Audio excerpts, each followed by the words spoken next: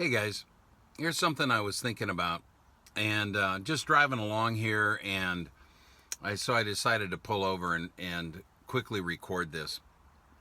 And what I'm talking about is faith, and I know that without faith, it's impossible to please God. And as followers of the Lord Jesus Christ and believers in God, faith is very important to us. But I find there's so many misunderstandings concerning faith, and what I want to mention is what faith is not, and I think people make a big mistake on this often. For instance, if I have a very important job interview, say tomorrow morning, and I have a car that only starts 2 or 3 times out of 10, but yet I think to myself, okay, well, but I'm just going to have faith that my car will start tomorrow, or I'm going to have faith that God will make this start because God knows how important my job interview is. Well, that actually isn't faith. That's what God calls foolishness. That's stupidity. Because the evidence is that this car has not been trustworthy. So why would I put my faith, which is really nothing more than trust or confidence, in a car that the evidence is it doesn't work? Unless God has given me a specific promise that that car will work, it is foolishness to think that it would work. See, faith and wisdom go hand in hand. Wisdom is what God says is the principal thing to get wisdom. God talks about wisdom all the time in the book of Proverbs, and yet I see Christians ignoring wisdom and thinking that they can have, quote, faith.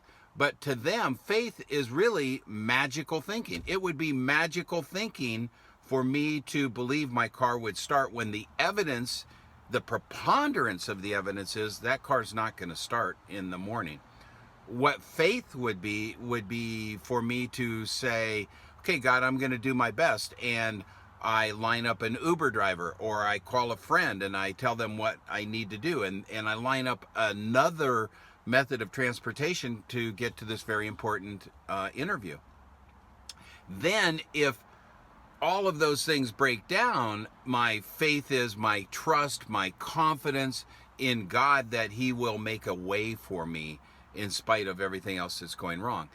See, Peter didn't just go walk on water, because I know I can't, you can't just walk out and go walk on water. It's not like we have a promise from God that we can walk on water.